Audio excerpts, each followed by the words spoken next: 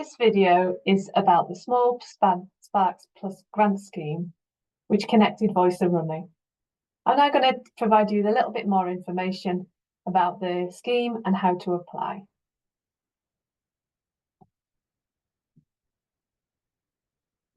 This fund aims to help charities, community organisations and community interest companies who will work with local communities to improve their health and wellbeing in Newcastle. The amount of funding that's available is between £500 and £3,000. So you can apply for a grant of between £500 and £3,000. You can use that grant for capital costs, revenue costs, or both capital and revenue costs of projects that improve health and wellbeing in Newcastle. Core costs cannot be funded.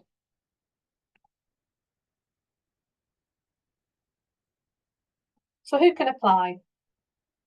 Well, you can be a registered charity, a constituted community organisation, or a community interest company limited by guarantee to apply to this fund.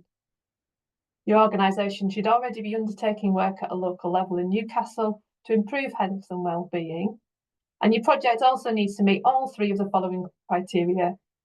So projects need to be community-led, they need to be supporting health or wellbeing, and they need to be building on local strengths, facilities or resources. I'll now take you through each of those three criteria and give you some examples about what we mean. So, projects will need to be community-led.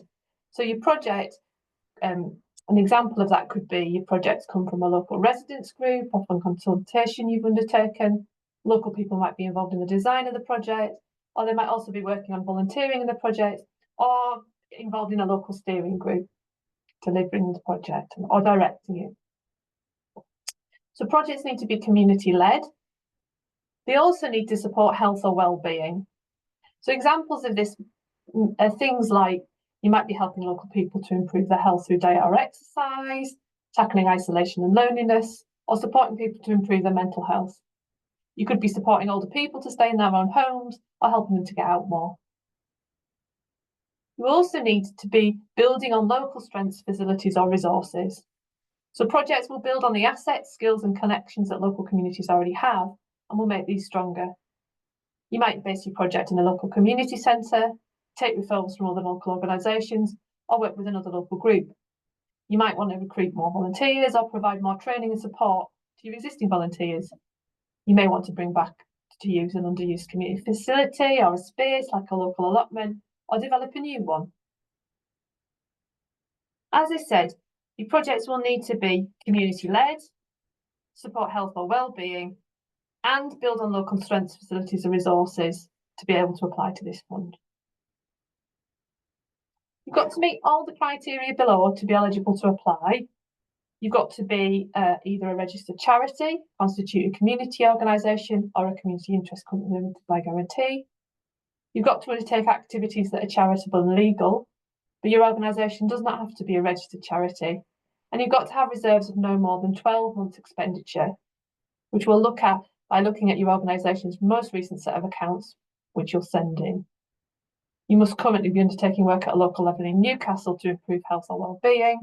And you've got to have a written governing document which will ask you to send in something like a constitution, articles of association or a set of rules. You've got to have a governing body with at least 3 unrelated members. That might be called your trustee group or your board of directors. You've got to have a UK-based bank or building society in the name of the organisation, and you've got to have at least 2 unrelated signatories on that. You've got to have an appropriate safeguarding policy in place, and we'll ask you to send that in as well. So what sort of work will we fund? Well, you can apply for project running costs, and it can include capital costs, revenue costs, or a mixture of both. A capital cost is the kind of cost that includes things like buying an item that's going to last for many years. It might be refurbishing a building, equipment or furnishings, and kind of things you could apply for might be things like refurbishing some toilets, buying new curtains, tables or chairs, or getting some gardening machinery like a lawnmower. Revenue costs relate to a specific project or service, and that includes things like staff costs, room hire, transport costs or volunteer expenses. The kind of revenue costs you could apply for might be things like renting a community space or a hall, mileage or bus fare, cost for volunteers, or the cost of renting a minibus, something like that. You can apply for a one-off event cost, and that might be things like room hire, catering costs, craft materials or transport costs. And you can also apply for longer projects, which can take for up to a year, and all the money must be spent 1 year after the grant's been awarded. How much funding is available? Well, there's 130,000 from Newcastle City Council, and that's going to be given out in 4 grant rounds over the next 2 years. We expect to give out around 32,500, which means that you'll be able to award between 10 and 12 grants in each round. And we're going to prioritise organisations that are smaller with lower annual income levels.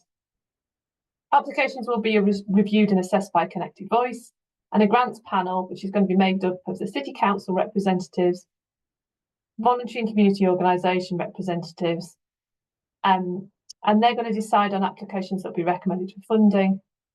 None of the organisations involved in the decision-making process will be eligible to apply. You need to complete the form by Tuesday the 3rd of June at 4 p.m.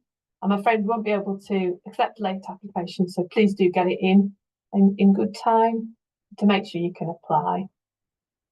You need to send in your last set of annual accounts, your safeguarding policy or policies, and your governing document to the email address that's listed there. And you'll hear about your application by Friday the 22nd of August. If you've got any queries about applying or any access requirements, do let us know what support we can provide. You can email the email addresses below for additional support, or if you've got a problem filling out the form, there's also an email address there. And you can call us if you don't have an email address and you need some help to apply as well. Thanks very much for listening, and best of luck with your application.